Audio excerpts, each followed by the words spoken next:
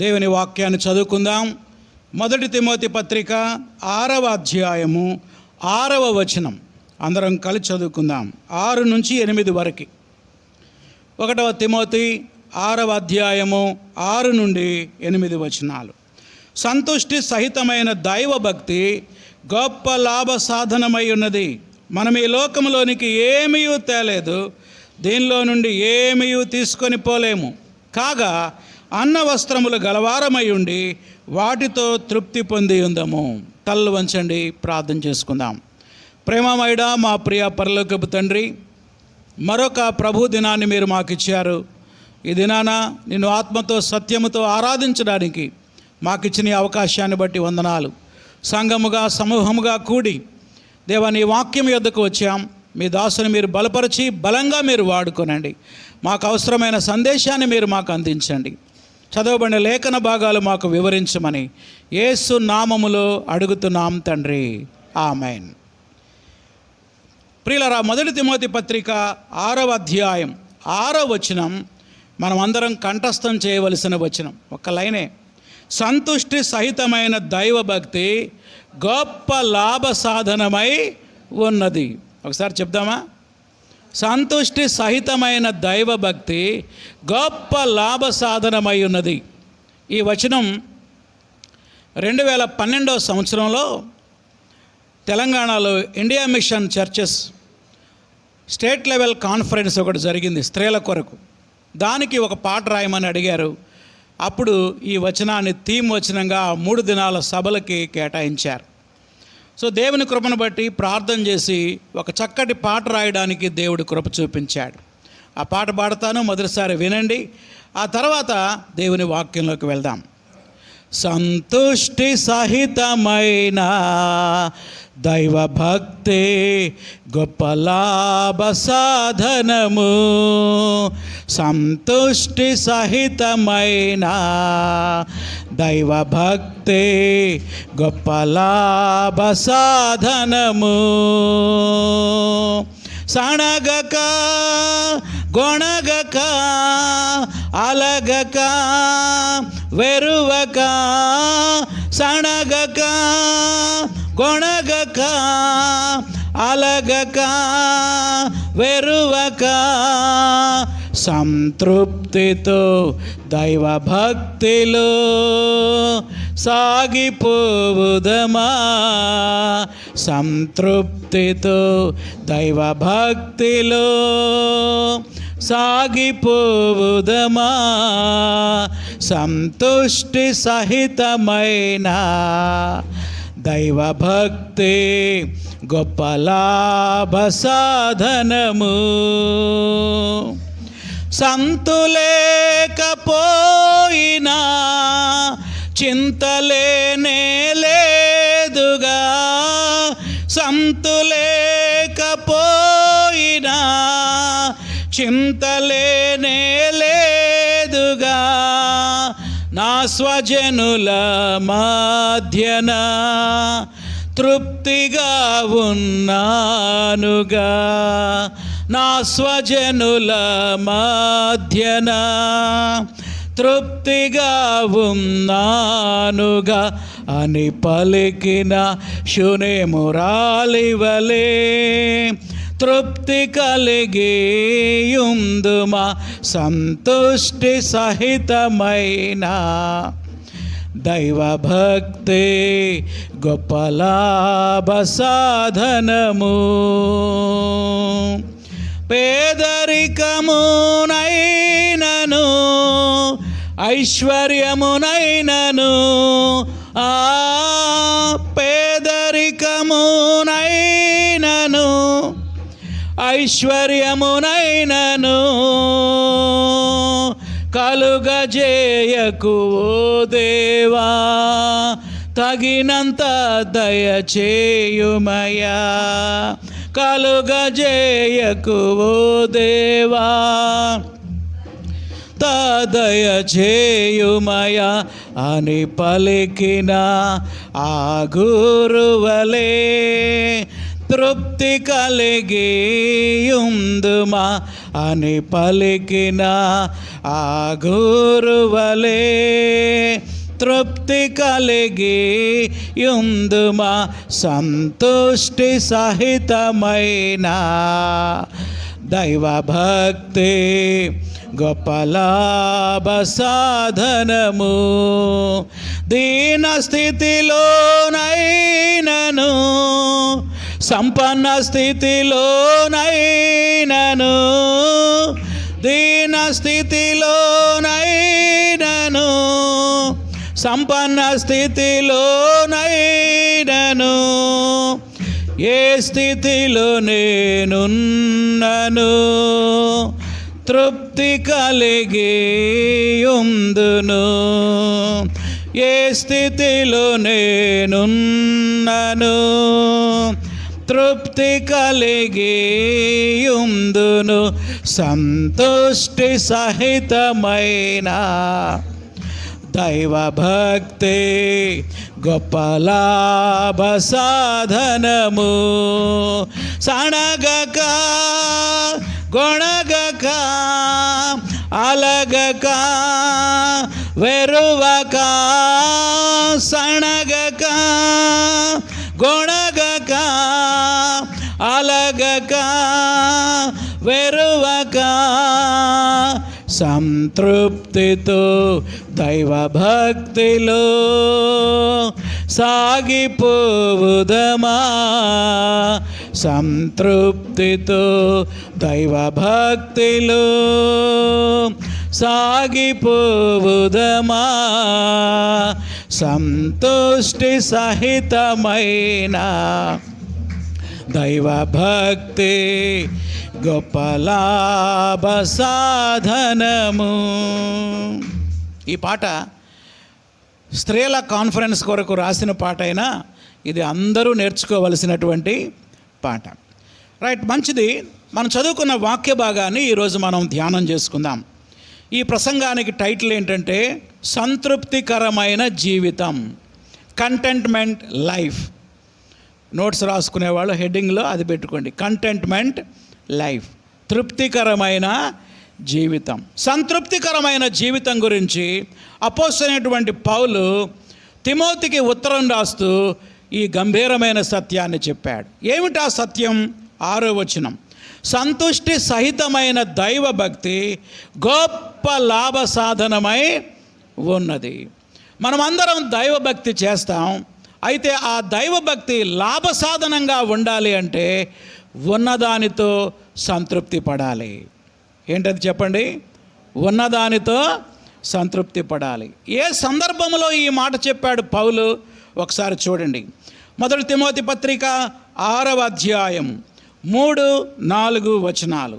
ఎవడైనను మన ప్రభు అయిన యేసుక్రీస్తు యొక్క హితవాక్యములను దైవభక్తికి అనుగుణ్యమైన బోధన అంగీకరింపక భిన్నమైన బోధను ఉపదేశించిన ఎడల, అనగా సంఘాల్లో ఆ దినాల్లో దేవుని వాక్యానికి భిన్నమైన బోధ బోధించే అబద్ధ బోధకులు ఉన్నారు. వాళ్ళు ఏం చేస్తున్నారో తెలుసా? వాక్యానుసారమైన బోధ కాకుండా వాక్యానికి వ్యతిరేకమైన బోధ చెప్తున్నారు. ఎందుకు చెప్తున్నారు తెలుసా?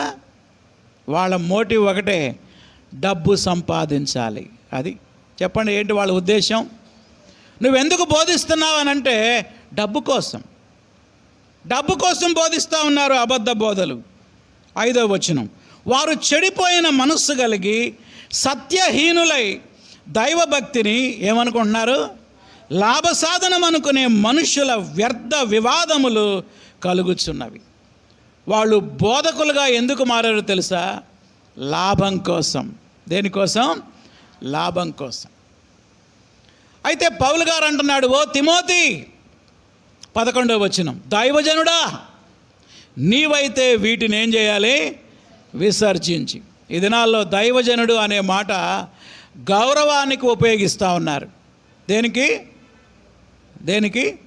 గౌరవానికి.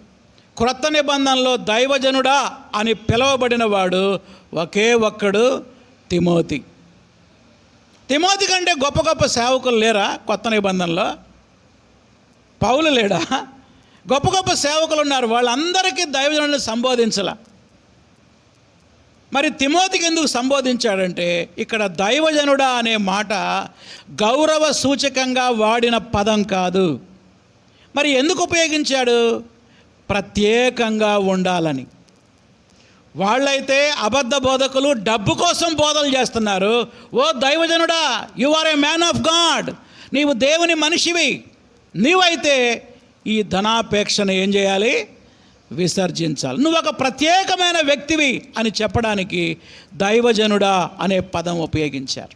విచారం ఏంటంటే ఈ దినాల్లో ఈ పదం గౌరవప్రదంగా ఉపయోగిస్తున్నారు, కానీ ప్రత్యేకతను సూచించేదిగా, ప్రత్యేకమైన జీవితాన్ని సూచించేదిగా ఈ పదాన్ని ఉపయోగించట్లేదు. కాబట్టి దైవజనుడు అంటే ఎవరు? ప్రత్యేకంగా జీవించేవాడు, పరిశుద్ధంగా జీవించేవాడు, దేవుని కొరకు జీవించేవాడు, దేవుని కొరకు ప్రత్యేకించబడినవాడు. అబద్ధ బోధకుల వలె ధనాపేక్ష లేకుండా ఉన్నదానితో తృప్తిపడి దేవుని సేవ చేసేవాడు. ప్రియులరా, విశ్వాసులమైన మనము, దేవుని పిల్లలమైన మనం, దేవుడు మనకి ఏమిస్తే దాన్ని బట్టి మనం తృప్తిగా ఉండాలి, సంతోషంగా ఉండాలి. ఇప్పుడు రండి 6వ వచనం. సంతుష్టి సహితమైన దైవభక్తి గొప్ప లాభ సాధనమై ఉన్నది. ఎందుకు తృప్తి పడాలి? 7వ వచనం. మనం ఈ లోకములోనికి ఏమీ తేలేదు, దీనిలో నుండి ఏమీ తీసుకొని పోము. వచ్చేటప్పుడు ఏమైనా తీసుకొచ్చామా? కనీసం ఇదిగో చూడండి, ఈ బట్టలు కూడా కట్టుకొని రాలా, మనం ధరించిన వస్త్రాలు కూడా మనం తీసుకురాలా. ఏమీ లేకుండా వచ్చాం, వెళ్ళేటప్పుడు మళ్ళీ ఏమీ లేకుండా వెళ్తాం. 8వ వచనం కంక్లూజన్ ఏంటి? కాబట్టి అన్నము వస్త్రము, ఈ రెండు రాసుకోవాలి. ఏమేమి రెండు? అన్నం, వస్త్రం. ఈ అన్న వస్త్రములు గలవారమై ఉండి వాటితోనే తృప్తి పొందాలి. దీనిలో ఇల్లుందా? ఒక మనిషి సంతృప్తిగా బ్రతకాలంటే 2 చాలు. ఏవేంటి 2? అన్నము, వస్త్రం. ఈ 2 చాలక ఇంకా కావాలని అసంతృప్తితో బ్రతికే బ్రతుకులు ఎన్నో ఉన్నాయి ఈ దినాల్లో. ఈ సందర్భంలో పౌలు ఈ సంతృప్తికరమైన జీవితం గురించి మాట్లాడాడు. ఒకసారి ఒక సంవత్సరం 10th క్లాస్ రిజల్ట్స్ వచ్చాయి. నేను ఒక సంఘంలో పనిచేస్తూ ఉన్నాం. చాలామందికి మంచి మార్కులు వచ్చాయి. వాళ్ళ ఎగ్జామ్స్ ప్రారంభమైనప్పటి నుంచి అప్పుడు దాకా అయిపోయేంత వరకు ప్రార్థన చేశాం. చాలా సంతోషంగా ఉన్నా నేను, ఎందుకంటే మా సంఘంలో అందరూ మంచి మార్కులతో పాస్ అయ్యారు. సరే, వాళ్ళని అభినందిద్దామని నేను సేవకురాలు ఇద్దరం కలిసి కొంతమంది ఇళ్ళకి వెళ్ళాం. అందరూ ఇళ్ళకి వెళ్ళలేం, కొంతమందికి వెళ్ళాం. ఆ ఇంట్లో అబ్బాయికి 100కి 85 మార్కులు వచ్చాయి. ఎన్ని? 85 మార్కులు. అక్కడికి వెళ్ళి కంగ్రాట్స్ అని చెప్తా ఉంటే ఆ అబ్బాయి ముఖమంతా మాడిపోయి ఉందన్నమాట. ఏమైందయ్యా అంటే 90 వస్తాయి అనుకున్నా అంకుల్ నేను, కానీ ఎన్ని వచ్చినాయి? 85 వచ్చినాయి. ఆ తర్వాత ఇంకొక ఇంటికి వెళ్ళాం, అతనికి 90 మార్కులు వచ్చినాయి. అతను కూడా అసంతృప్తిగా ఉన్నాడు. ఆ తర్వాత ఇంకొక వ్యక్తి దగ్గరికి వెళ్ళి అతనికి 90 దాటినాయి, కానీ అతని ముఖంలో కూడా సంతోషం లేదు. ఇప్పుడు చెప్పండి, సంతృప్తిగా ఉండాలంటే ఎన్ని మార్కులు రావాలి? 99 వచ్చినా సంతృప్తి ఉండదు. అప్పుడు నాకు అర్థమైంది, తృప్తి పడడానికి మితం అంటూ ఏది కూడా లేదు. అది కేవలం ఒక స్టూడెంట్ లైఫ్లో మాత్రమే కాదు, అన్ని రకాల రంగాలలో కూడా అసంతృప్తి కలిగిన వారి సంఖ్య ఎక్కువ, తృప్తి కలిగిన వారి సంఖ్య ఎక్కువ. చెప్పండి, నోటితో చెప్పండి, గట్టిగా చెప్పండి. తృప్తిగా జీవించే వారి సంఖ్య ఎక్కువ, అసంతృప్తితో బ్రతికే వారి సంఖ్య ఎక్కువ. ఏది నా ప్రశ్న అర్థం కాలేదా? మళ్ళీ 2 సార్లు అడిగా. అసంతృప్తి కలిగే వారి సంఖ్య ఎక్కువ.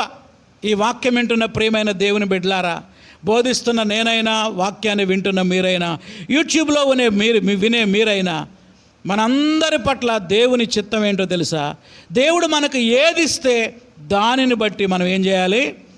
సంతృప్తి పడాలి, ఉన్నదానితో తృప్తిపడి జీవించాలి. ఈరోజు ఆదివారం కూడా పొప్పేనా అంటారు ఇంట్లో కొంతమంది. అసంతృప్తి. నేను తినను. ఆ భర్త అంటాడు భార్యతో, ఈరోజు కూడా పప్పేనా, నేను తినను అంటాడు. అంటే ఏం లేదు, ఆయనకి తృప్తి లేదు. కొంతమంది పిల్లలు కూడా అంతే, నాన్ వెజ్ లేకపోతే తృప్తి ఉండదు వాళ్ళకి. అసంతృప్తికరమైన బ్రతుకులు, అసంతృప్తికరమైన జీవితాలు. ప్రియమైన సోదరి సోదరులారా, నీవు నేను తృప్తి పట్టడానికి రెండే రెండు చాలు అన్నాడు దైవజనుడు. ఎవరు? అపోస్తలుడైన పౌలు. ఏమన్నాడు చెప్పండి, గట్టి చెప్పండి. అన్నము, వస్త్రం. ఈ రెండు లేని వాళ్ళు ఈ వాక్యాన్ని వినేవారిలో ఎవ్వరు లేరు అనుకుంటున్నా. ఎవరైనా ఉంటే చేయొద్దండి. అర్థమైందా మీకు?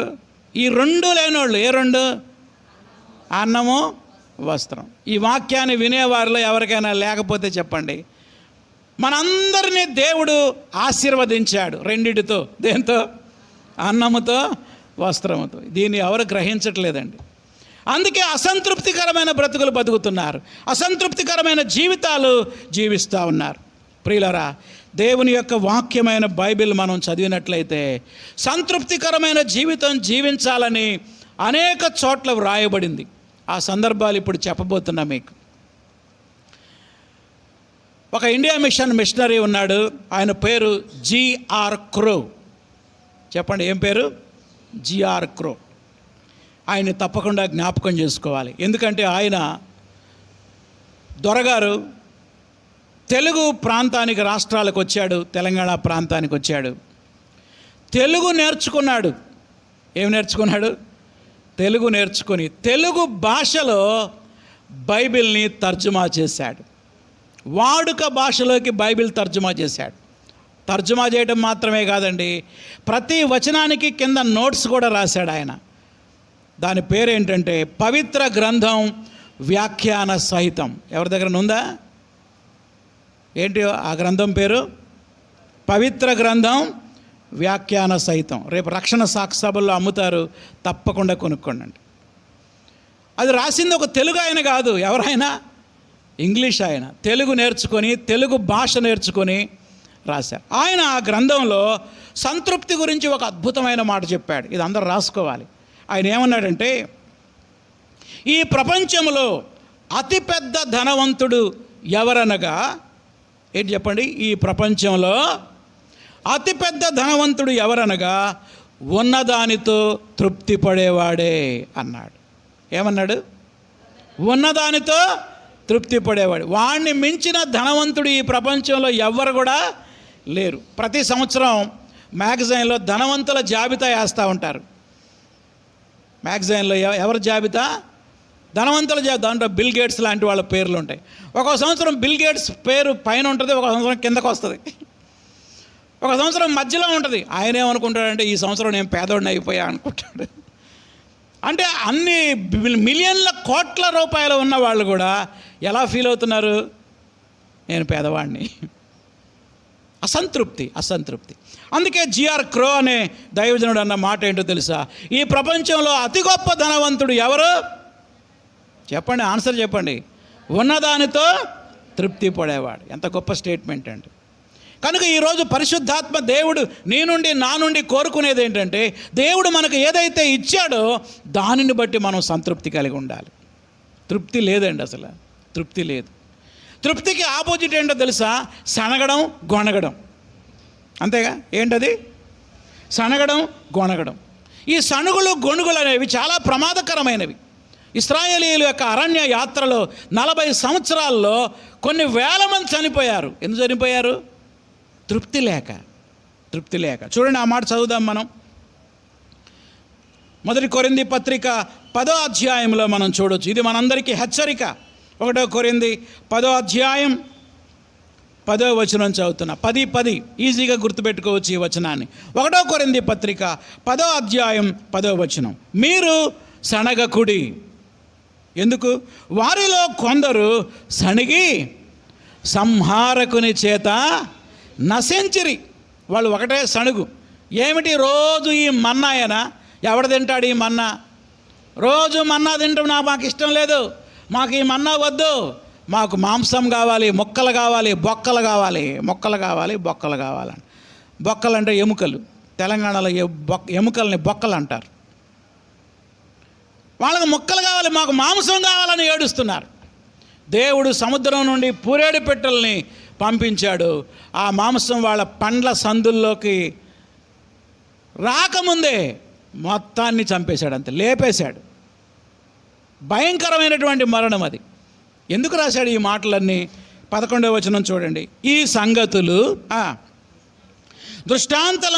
దృష్టాంతములుగా వారికి సంభవించి యుగాంతమందున్న మనకు, అంటే నీకు నాకు బుద్ధి కలుగుటకై వ్రాయబడెను. అది ఇవన్నీ ఎందుకు రాశాడు బైబిల్లో? ఆ సంఖ్యాకాండం అంతా ఎందుకో తెలుసా రాసింది? మనకు బుద్ధి రావడానికి. ఇశ్రాయేలు ప్రజలు బుద్ధి లేని పనులు చేసి నశించిపోయారు. నీవు నేను అలాంటి పని చేయకుండా జ్ఞానంతో ఉండాలి, జాగ్రత్తగా ఉండాలని మన కోసం, మనకి బుద్ధి రావడానికి దేవుడు ఇవన్నీ గ్రంథస్థం చేశాడు. కాబట్టి ఇప్పుడు మనం ఏం చేయాలి? బుద్ధి తెచ్చుకోవాలి.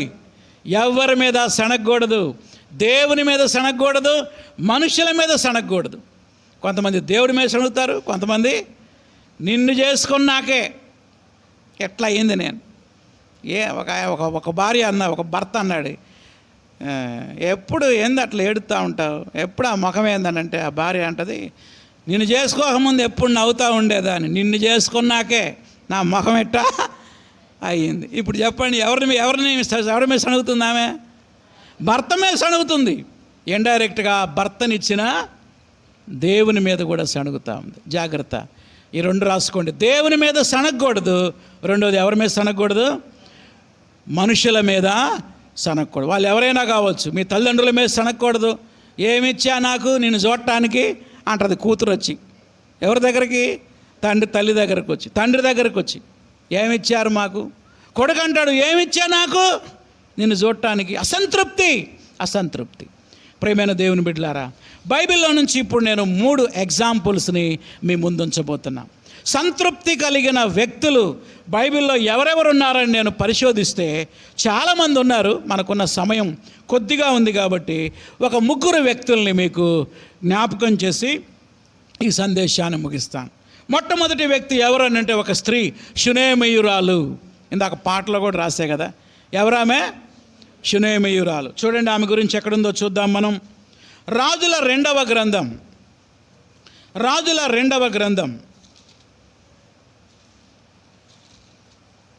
4వ అధ్యాయం 13వ వచనం. బైబిల్ అందరూ తీసి చూడండి. 309వ పేజీ పాత నిబంధన గ్రంథంలో 309వ పేజీ. 2వ రాజుల గ్రంథం 4వ అధ్యాయము 13వ వచనం చదువుతున్నా, జాగ్రత్తగా అబ్జర్వ్ చేయండి, వీలైతే పెన్నుతో అండర్లైన్ చేసుకోండి. 13వ వచనం. అతడు, నీవు ఇంత శ్రద్ధాభక్తులు మా యందు కనపరిచితివి, నీకు నేనేమి చేయవలెను? రాజుతోనైనను సైన్యాధిపతితోనైనను నిన్ను గూర్చి నేను మాట్లాడవలని కోరుచున్నావా అని అడగమని గెహాజీకి ఆజ్ఞేయగా వాడు ఆ ప్రకారము ఆమెతో ఆనెను. ఇప్పుడు షునేమీరాలు మాట్లాడుతుంది, ఏమంటుందో చూడండి.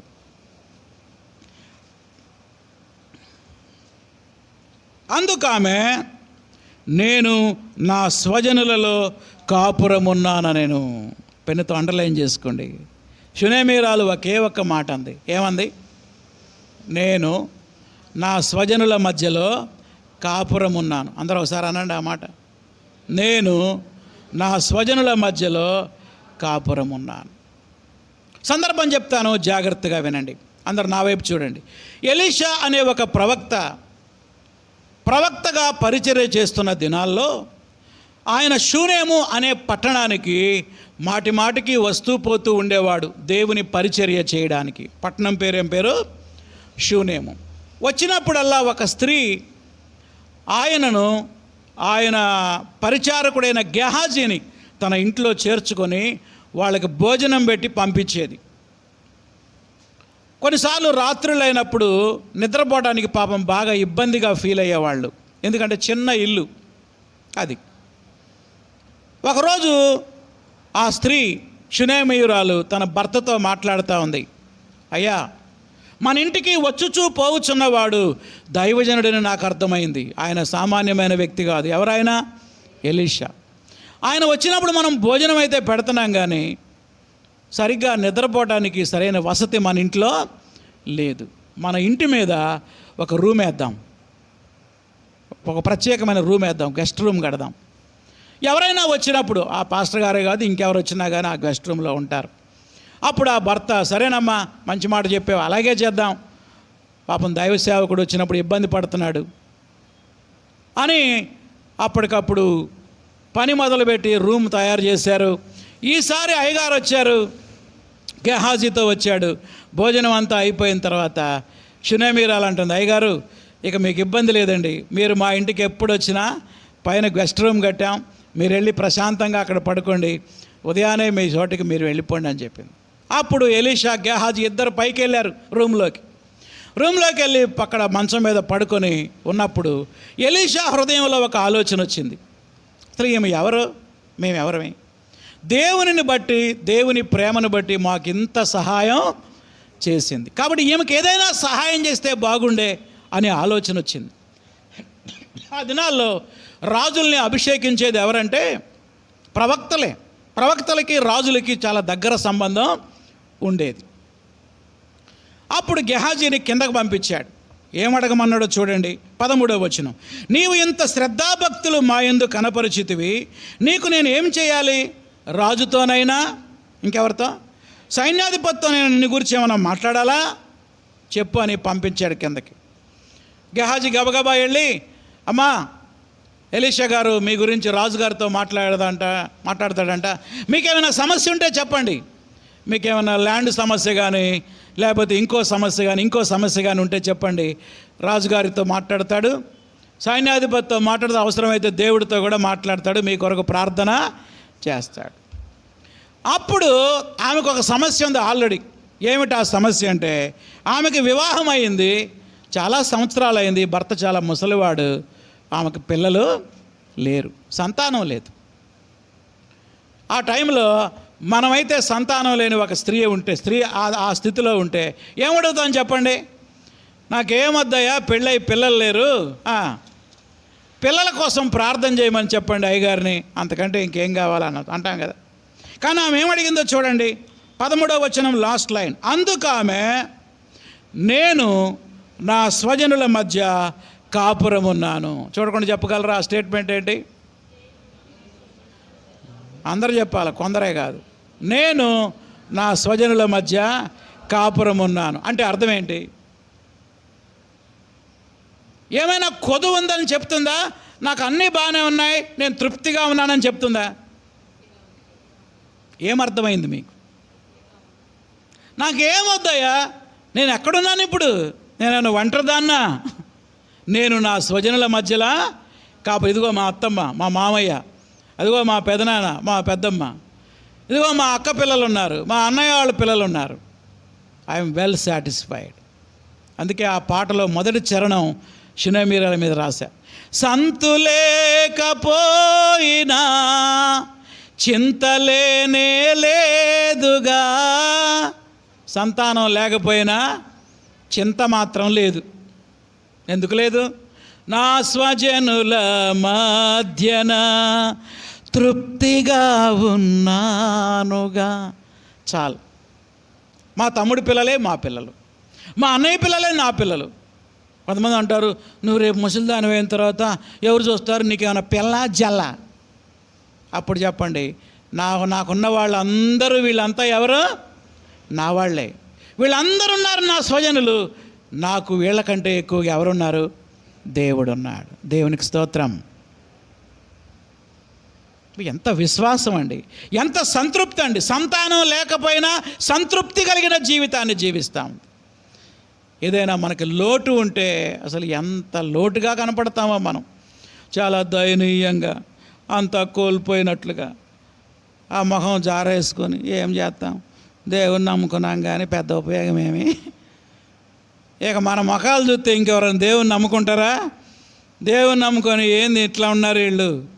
ఉత్సాహంగా ఉండాలండి, సంతోషంగా ఉండాలి, దేవునిలో సంతృప్తిగా ఉండాలి. మంచిర్యాలలో ఒక సహోదరు ఉంది, మేము అక్కడ చాలా కాలం పనిచేసాం. వాళ్ళు చాలా కోటీశ్వరులు అండి, చాలా సంపన్నులు, చాలా డబ్బు ఉన్నవాళ్ళు.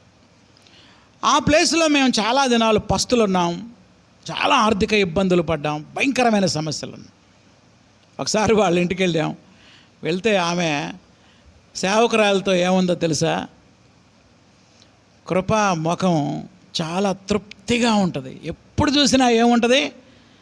తృప్తిగా ఉంటుంది, సంతృప్తిగా ఉంటుంది అని చెప్పి. నాకైతే ఎంత సంతోషం అనిపించిందో. ఎందుకు ఆ ముఖంలో అంత సంతృప్తి? ఏమైనా ఉన్నాయా? ఏమి లేవు. ఇంట్లో బియ్యం లేకపోయినా ముఖం మాత్రం ఎలా ఉంటుంది? తృప్తిగా. ఏమీ లేకపోయినా అన్నీ ఉన్నట్టుగానే. ఎందుకంటే ఏమున్నాయి? 2 ఉన్నాయి. ఏంటి? అన్నము, వస్త్రం. ఈ 2 ఉంటే చాలు. ఎలా ఉండటానికి? తృప్తిగా ఉంటాను. ఏమి లేకపోయినా దేవుడు ఉన్నాడు, దేవుని ప్రజలు ఉన్నారు, దేవుని బిడ్డలు ఉన్నారు. చాలాసార్లు నాకు అది లేదు, ఇది లేదు, వాళ్ళకు చూడు ఎన్ని ఉన్నాయో, వీళ్ళకు చూడు ఎన్ని ఉన్నాయో, వాళ్ళకి ఎన్ని ఉన్నాయో, వీళ్ళకి ఎన్ని ఉన్నాయో అని ఎన్ని బాధలో. ప్రియమైన దేవుని బిడ్డలారా, ఈరోజు మనం ఒక తీర్మానం చేసుకుందాం. ఏమున్నా లేకపోయినా నేను సంతృప్తిగా ఉంటాను. అది ఈ మాట రాసుకోండి మీ నోట్స్లో. నాకు ఏమున్నా లేకపోయినా నేను ఎలా ఉంటాను? సంతృప్తిగా ఉంటాను. సంతృప్తిగా ఉంటాను ఏమున్నా లేకపోయినా. ఎందుకు సంతృప్తిగా ఉంటానంటే, ఏమున్నా లేకపోయినా నాకు ఎవరున్నారు? దేవుడున్నాడు, దేవుని బిడ్డలున్నారు, బంధువులున్నారు, స్నేహితులున్నారు, దేవుని సంఘం ఉంది. నాకేం లేదు, ఏం లేదు అంటావేంటి? ఎంతమంది ఉంటే. సంతానం లేకపోయినా సంతృప్తిగా ఉన్న స్త్రీ ఎవరు? షునేమీయురాలు. ఈసారి నీ పేరు చెప్పాలి. అది వాళ్ళకి లేకపోతే మాత్రం ఏమండి? తృప్తిగా ఉంటాం. అందరు నా వాళ్ళే. వీళ్ళంతా ఎవరు? నా వాళ్ళే, అందరు నా వాళ్ళే. నెక్స్ట్ నెంబర్ 2, సెకండ్ ఎగ్జాంపుల్ ఎవరంటే, సామెతల గ్రంథం 30వ అధ్యాయంలో ఒక ఆయన ఉంటాడు. ఆయన పేరు ఆగూరు. 2వ ఎగ్జాంపుల్ రాసుకునండి. సామెతల గ్రంథం 30వ అధ్యాయం.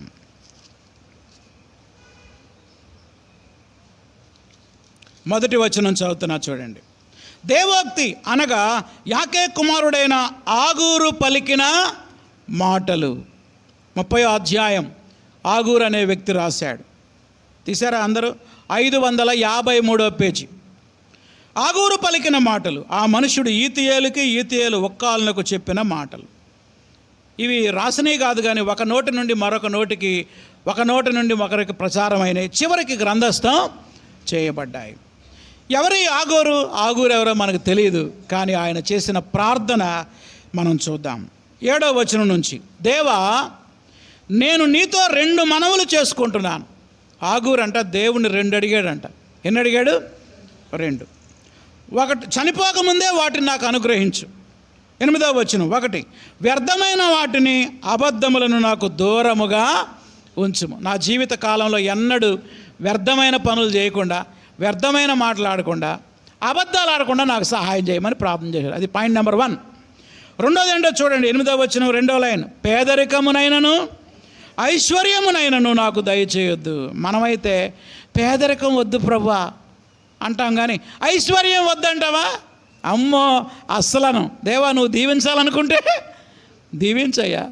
ఎంతోమందిని దీవిస్తున్నావయ్యా, నన్ను దీవించడం ఒక లెక్క, నీకు దీవించయ్యా అంట.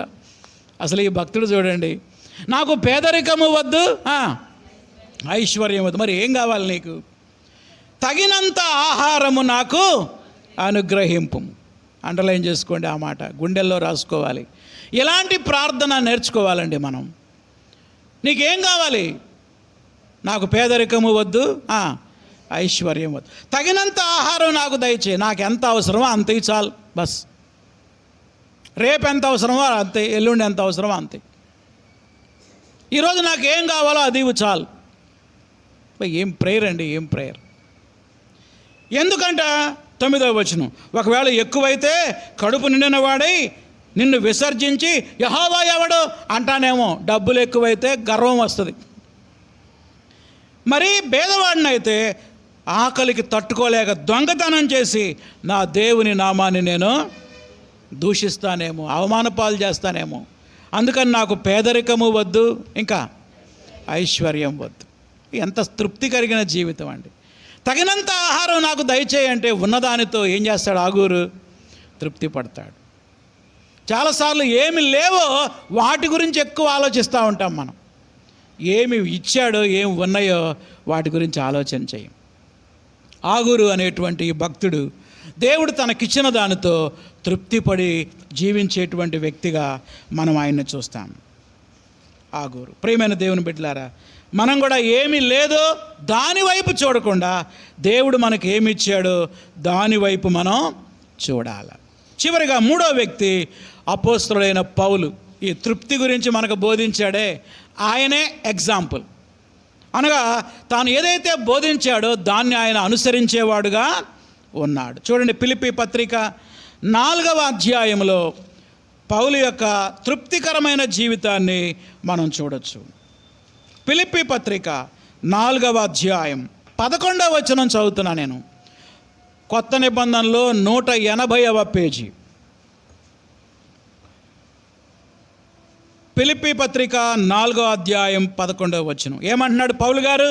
నాకు కొదువ కలిగినందున నేను ఎలాగూ చెప్పట్లేదు, నేనే స్థితిలో ఉన్ననో ఆ స్థితిలో సంతృప్తి కలిగి ఉండడం నేర్చుకొని ఉన్నాను. బా, ఏం స్టేట్మెంట్ అండి. నేనే స్థితిలో ఉన్నాను ఆ స్థితిలో సంతృప్తి కలిగి ఉండడం నేర్చుకున్నా. తృప్తి కలిగి ఉండటం అనేది వింటే రాదు, నేర్చుకోవాలి, ప్రాక్టీస్ చేయాలి. దాన్ని ఏం చేయాలి? ప్రాక్టీస్ చేయాలి, నేర్చుకోవాలండి. అది ఏమిటి ఆ స్థితి? 12వ వచనం. దేన స్థితిలో ఉండ ఎరుగుదును, సంపన్న స్థితిలో ఉండ ఎరుగుదును. ప్రతి విషయంలో అన్ని కార్యాలలో కడుపు నిండి ఉండటం నాకు తెలుసు, ఆకలిగా ఉండటం కూడా నాకు తెలుసు, సమృద్ధి కలిగి ఉండటం నాకు తెలుసు, లేమిలో ఉండటం కూడా నాకు తెలుసు. వీటన్నిటిలో నేను, అమ్మా నా వైపు చూడండి, సంతృప్తి కలిగి ఉండా నేర్చుకొని ఉన్నాను. ఉందా మరి నీకు సంతృప్తి? కలిమిలో సమృద్ధిలో సంతృప్తి ఒక క్రైస్తవుడేంటి, క్రైస్తవేతరులు కూడా తృప్తి కలిగి ఉంటారు. నువ్వు ఒక క్రైస్తవురాలుగా, క్రైస్తవుడిగా, దేవుని బిడ్డగా నీవు నేను ఏ స్థితిలో అయినా తృప్తిగా ఉండాలి. దీన స్థితిలోనైనను సంపన్న స్థితిలోనైనను, దీన స్థితిలోనైనను సంపన్న స్థితిలోనైనను, ఏ స్థితిలో నేనున్నను తృప్తి కలిగి ఉందును అని పలికిన ఆ పౌలు వలె తృప్తి కలిగి ఉందుమా, సంతుష్టి సహితమైన దైవభక్తి గొప్ప లాభ సాధనము. నేను ముగించబోతున్నా 3 ఎగ్జాంపుల్స్. ఏంటి? 1, చెప్పండి, గట్టిగా చెప్పండి. షునేమీయురాలు, సంతానం లేకపోయినా సంతృప్తే. 2, ఆగూరు, ఐశ్వర్యం లేకపోయినా సంతృప్తే, తగినంత ఇస్తే చాలు. చివరిగా 3, అపోస్తలుడైన పౌలు, దేన స్థితిలోనైనా సంపన్న స్థితిలోనైనా కడుపు నిండినా సంతృప్తే, ఆకలి కొనినా సంతృప్తే, సమృద్ధిలో సంతృప్తే, లేమిలో కూడా సంతృప్తే. ఒక మాట అడుగుతా, వీళ్ళందరూ మనుషులా, దేవతలా, దేవుళ్ళ? మనం భలే తప్పించుకుంటాం. ఎట్టయినా మనుషులేం కదా అయ్యగారు, మనం ఉండలేమండి అట్ట అంటారు. వీళ్ళు ముగ్గురు మనుషులా, దేవుళ్ళ? షునేమీయురాలు ఒక సామాన్యమైన స్త్రీ, ఆమె సేవకురాలు కూడా కాదు, ఒక సామాన్యమైన విశ్వాసి. ఆగూరు కూడా ఒక సామాన్యమైన విశ్వాసి. పౌలు ఒక మిషనరీ, దేవుని యొక్క సేవకుడు. నువ్వెవరివైనా సంతృప్తి కలిగి ఉండగలం. ఎలా ఉండగలం? What is the secret? ఒకవేళ పౌలు గారి నోట్లో మైక్ పెట్టి అడిగితే ఎలా ఉండగలుగుతున్నావు sir, what is the secret అంటే ఆయన ఆ రహస్యం ఏంటో మనకి చెప్పాడు. అది శుభవార్త. చూడండి, ఫిలిప్పీ పత్రిక 4వ అధ్యాయము 13వ వచనం. ఎలా ఉంటున్నావు ఇంత సంతృప్తిగా? 13వ వచనం అందరూ చదవాలి నాతో పాటు. Please open your Bibles and read with me. Philippi పత్రిక 4వ అధ్యాయం 13వ వచనం. నన్ను బలపరుచువాని యందు నేను సమస్తము చేయగలను. అదేంటి రహస్యం. పౌలుని అడిగితే అంటాడు, నువ్వు ఎలా ఉండగలుగుతున్నావు ఇంత తృప్తిగా? ఎలా ఉండగలను తెలుసా? నన్ను బలపరిచేవాని యందు. నేను దరిద్రంలో కూడా తృప్తిగా ఎలా ఉండగలుగుతున్నానో తెలుసా? నన్ను ఒక ఆయన బలపరుస్తున్నాడు. ఎవరాయన? ప్రభు అయిన యేసుక్రీస్తు. ఆ మాట కంఠస్థం చేయాల్సిన మాట ఇది. నన్ను బలపరుచువాని యందు నేను సమస్తము చేయగలను. సమస్తము చేయగలనంటే ఏమిటి చేయగలను? నేను డాబా కట్టుకోగలను, కారు కొనగలను, ఈ కాదు. సంతృప్తిగా ఉండగలను. చాలామంది ఈ వచనాన్ని భౌతిక ఆశీర్వాదాల కోసం ఉపయోగిస్తూ ఉంటారు. కాదండి, ఇక్కడ మాట్లాడుతుంది పౌలు దేని గురించి?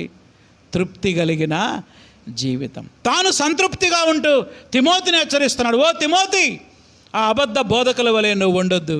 సంతుష్టి సహితమైన దైవభక్తి గొప్ప లాభ సాధనం. అప్పటికి ఎఫెస్సులో సేవ చేస్తున్నాడు తిమోతి. తిమోతి, నీకు అక్కడ ఆర్థిక ఇబ్బందులు ఉన్నాయేమో, పరిస్థితులు సరిగా లేవేమో, అయినా సరే నువ్వు తృప్తిగా ఉండాలి. ఎందుకంటే అన్నము వస్త్రము, ఆ మాట మళ్ళీ జ్ఞాపకం చేసుకుందామా? అన్న వస్త్రములు గలవారమై ఉండి ఏమన్నాడు? తృప్తి కలిగి ఉందాము. ఇదే విషయాన్ని హెబ్రీ గ్రంథకర్త కూడా చెప్పాడు. అది కూడా చదువుకొని ముగించుకుందాం. హెబ్రీ పత్రిక 13వ అధ్యాయం, హెబ్రీ పత్రిక 13వ అధ్యాయం 5వ వచనం, పేజీ నంబర్ 209 కొత్త నిబంధన గ్రంథంలో. హెబ్రీ పత్రిక 13వ అధ్యాయం 5వ వచనం చదవనా? తీసారా? నాతో పాటు చదవండి మీరు కూడా. ధనాపేక్ష లేని వారై మీకు కలిగిన వాటితో తృప్తి పొందుడి. అండర్లైన్ చేసుకోండి. రెండవ సీక్రెట్ ఏంటంటే ఇక్కడ ఉంది. ధనాపేక్ష లేని వారై మీకు కలిగిన వాటితో తృప్తి పడు. సైకిల్ ఇచ్చాడా దేవుడు? దాంతో తృప్తిపడు. బండి ఇచ్చాడా? దాంతోనూ తృప్తిపడు. కారు లేదని బాధపడబాకు. కారు ఇచ్చాడా? హెలికాప్టర్ లేదని బాధపడబాకు. నీకు ఉన్నదే. సైకిల్ కూడా నడతానికి 2 కాళ్ళు ఇచ్చాడుగా, చాలు, దాంతో తృప్తిపడు. కాళ్ళన్నా ఇచ్చావు, వందనాలు. కాళ్ళు లేని వాళ్ళు ఎంతోమంది ఉన్నారు, లేరా? ఉన్నారా లేరా? ఉన్నారు. దేవుని బిడ్డలమైన మనం కలిగిన దానితో తృప్తి పడాలి. ఎందుకంట 5వ వచనం, నిన్ను ఏమాత్రము విడువను, నిన్ను ఎడబాయనని ఆయన చెప్పాడు కదా. ఎందుకు నీకు అసంతృప్తి? అసంతృప్తి ఎందుకు నీకు? ఇంక దేవుడు ఉన్నాడు. దానిని బట్టి మనం ఏం చేయాలి? తృప్తి పొందాలి. చివరిగా ఏ ఏ విషయాల్లో సంతృప్తిగా ఉండాలో 3 మాటలు చెప్పి నేను ముగిస్తా. మొట్టమొదటి మాట, నీ జీవిత భాగస్వామితో సంతృప్తిగా ఉండాలి. దేవుడు నీకు ఇచ్చిన భార్యను బట్టి, నీకు ఇచ్చిన భర్తను బట్టి ఏం చేయాలి? తృప్తి పడాలంతే. కొంతమందికి తృప్తే ఉండదు. పొరపాటున చేసుకున్న నిన్ను పెళ్ళై 20 ఏళ్ళ తర్వాత కూడా అంటాడు ఈ భర్త. ఎవరితోటి? పెళ్ళై 25 ఏళ్ళు అవుతుంది, ఈ పదం వదులుతూ ఉంటాడు. ఆ రోజు అసలు వేరే చోటకు పోవాల్సింది, బస్సు మిస్ అయ్యి నీ కాడకు వచ్చా. ఏందండి అసలు ఈ మాటలు? అంటే ఈ భర్తకి ఆ భార్యతో ఏం లేదు, సంతృప్తి లేదు. జాగ్రత్త, సంతృప్తి లేకపోతే వ్యభిచారంలో పడిపోయే ప్రమాదం ఉంది. అర్థమవుతుందా? భర్తలారా, భార్యలారా, దేవుడు నీకు ఇచ్చిన భర్తను బట్టి సంతృప్తి పడాలి. కేవలం భార్య భర్తను బట్టి, భర్త భార్యను బట్టి మాత్రమే కాదు, దేవుడు మనకిచ్చిన పిల్లల్ని బట్టి కూడా ఏం చేయాలి? తృప్తి పడాలి. ఒక ఆమె పాపం నల్లగా ఉంటుంది, ప్రార్థన చేస్తున్నాడు, ప్రభువా ప్రభువా నాకు పుట్టబోయే కూతురికి నా రంగు రాకూడదయ్యా, మా ఆయన రంగు రావాలయ్యా, నా రంగు రాకూడదయ్యా. ఎవరు రంగు రావాలి? మా ఆయన రంగు రావాలి. తీరా చూస్తే ఆమె రంగే వచ్చింది. ఎంత అసంతృప్తో! రంగును బట్టి అసంతృప్తి అండి. రంగు ఏదైతే ఏమైంది. నీ పిల్లలు ఏ రంగులో పుడితే నీకెందుకు? పిల్లలు దేవుడిచ్చే పిల్లలు లేని వాళ్ళని అడగండి, వాళ్ళు ఎన్ని బాధలు పడుతున్నారు, ఎంత వేదన చెందుతున్నారు. దేవుడు నిన్ను ప్రేమించి నలుపో తెలుపో అన్ని అవయవాలు చక్కగా ఉంటే చాలు అని ప్రార్థన చేయాలి. కానీ ఆ రంగే పుట్టాలి ప్రభువా, ఈ రంగే పుట్టాలి. ఆ రంగు లేకపోతే అసంతృప్తి. ఆడపిల్ల అంటే ఇంకా అసంతృప్తి. పిల్లలు లేని వాళ్ళ బాధ అదొకటైతే, ఉన్న వాళ్ళ బాధ ఇది. ఎక్కడుందండి సంతృప్తి? దేవుడు నీకు ఇచ్చిన పిల్లల్ని బట్టి కూడా నువ్వేం చేయాలి? తృప్తి పడాలి. ఒకటి జీవిత భాగస్వామి విషయంలో, రెండవది మన పిల్లలను బట్టి, వాళ్ళ రంగును బట్టి, వాళ్ళ ఎత్తును బట్టి కూడా సంతృప్తి పడాలి. మూడవది ధనం విషయంలో కూడా మనం సంతృప్తిగా ఉండాలి. దేవుడు నీకు కొంచెం అమౌంటే ఇచ్చాడా, దాన్ని బట్టి దేవుని స్తుతించు. అయ్యా ఇది ఇచ్చావు, నీకు వందనాలు. ఎందుకంటే అది లేని వాళ్ళు కూడా ఎంతోమంది ఉన్నారు. ధనం విషయంలో సంతృప్తిగా ఉండాలి. చివరిది పదవి విషయంలో కూడా సంతృప్తిగా ఉండాలి. దేవుడు నిన్ను ఒక సంఘంలో విశ్వాసిగా ఉంచాడా, దాన్ని బట్టి సంతృప్తి పడు. నేను ఎప్పుడు అవుతానో సంఘ పెద్దని, అప్పటికి వీళ్ళేనా పెద్దలు, ఇంకా మేము ఎప్పుడు అవుతాం? దేవుడు నిన్ను ఒక స్థితిలో ఉంచాడు, ఆ స్థితిలో నీకు చిన్న పరిచర్య ఇచ్చాడు, దాన్ని బట్టి తృప్తిపడు. దేవుడు తగిన సమయంలో నిన్ను హెచ్చిస్తాడు. ఒక సంఘ పెద్దగా నువ్వు ఉంటే నువ్వు అంతవరకు తృప్తిపడు. నన్ను సంఘ పెద్దగా దేవుడు ఉంచాడు, ఒక పరిచారకుడుగా ఉంచాడు, నాకు ఈ పరిచర్య అప్పగిచ్చాడు, దాన్ని నేను నమ్మకంగా చేస్తే చాలు. అంతేగా నేను కూడా పాస్టర్ని ఎప్పుడు అవుతాను? దేవుడు నీకు ఏ పరిచర్య అప్పగిస్తే ఆ పరిచర్యలో మనం ఏం చేయాలి? తృప్తిగా ఉండాలి, నమ్మకంగా ఉండాలి. ఒకవేళ సేవకుడు అయితే సేవకులు కొంతమంది అసంతృప్తి ఉంటుంది. నేను అసలు ఈ సహవాసానికి ప్రెసిడెంట్ని ఎప్పుడు అవుతాను, సెక్రటరీని ఎప్పుడు అవుతాను? ఎక్కడుందండి కోరికలకి మితం? దేవుడు నిన్ను ఏ స్థితిలో ఉంచితే చెప్పండి, ఆ స్థితిలో ఏం చేయాలి? మనం సంతృప్తి కలిగి ఉండాలి. ప్రార్థన చేసుకుందాం. తల్ల వంచండి. 1 నిమిషం తల్ల వంచి కళ్ళు మూసుకొని చిన్న ప్రార్థన చేద్దాం. సంతృప్తి కలిగిన జీవితం గురించి దేవుడు నీతో మాట్లాడాడు, ఇప్పుడు దాకా నాతో మాట్లాడాడు, మనందరితో మాట్లాడాడు. ఇప్పుడు నువ్వు కళ్ళు మూసుకొని తలలు వంచి ఒక్క నిమిషం ప్రభువుతో మాట్లాడు. అయ్యా, నన్ను క్షమించయ్యా, అనేక సార్లు నీ మీద సణిగాను, మనుషుల మీద సణిగాను, నా కుటుంబంలో నా భార్య మీద సణిగాను, భర్త మీద సణిగాను, కొన్నిసార్లు పిల్లల్ని బట్టి కూడా అసంతృప్తిగా ఉన్నాను, నన్ను క్షమించయ్యా.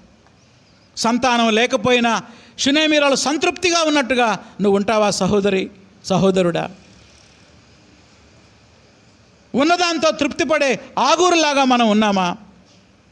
దీనస్థితిలో ఉన్నా, సంపన్న స్థితిలో ఉన్నా, పేదరికంలో ఉన్న, ఐశ్వర్యంలో ఉన్న తృప్తిగా ఉంటానని పౌలు మన ముందు ఒక సవాలుగా నిలిచాడు. ప్రార్థన చేసుకుందాం. ప్రభువా, నేను ఈ రోజు నుండి నాకు ఇచ్చిన దాంతో తృప్తి పడతాను, నేను ఇక దేన్ని బట్టి సనగను గొనగను ప్రభువా. ఉన్నదాంతో తృప్తి పడే మనసిమ్మని ప్రార్థన చేద్దాం. ప్రేమగల మా తండ్రి, మీ పాదాలకు వందనాలు, స్తోత్రాలు చెల్లిస్తున్నాం. సంతృప్తికరమైన జీవితం గురించి ఇంతవరకు మమ్మల్ని హెచ్చరించారు. తృప్తిగా ఎవరెవరు జీవించారో మీ వాక్యములో నుంచి కొన్ని ఉదాహరణల ద్వారా మాతో మాట్లాడుతూ వచ్చారు. మీకు వందనాలు. షునేమీరాలు సంతానం లేకుండా ఎలా తృప్తిగా జీవించిందో అలాంటి జీవితం మాకు దయచేయండి. ఆగూరు వలె తృప్తి కలిగిన జీవితం మాకు దయచేయండి. అపోస్తలుడైన పౌలు వలె ప్రభువా, కడుపు నిండిన ఆకలి గొనిన సంతృప్తి కలిగి జీవించాడు. నన్ను బలపరచు అని అందే నేను తృప్తిగా ఉండగలనన్నాడు ప్రభువా. అలాంటి సంతృప్తికరమైన జీవితం మాకు దయచేయండి. తృప్తి కొరకు మీ మీద ఆధారపడటానికి సహాయం చేయండి. మమ్మల్ని క్షమించండి. అనేకసార్లు నీ మీద సణిగి గొణిగాం ప్రభువా.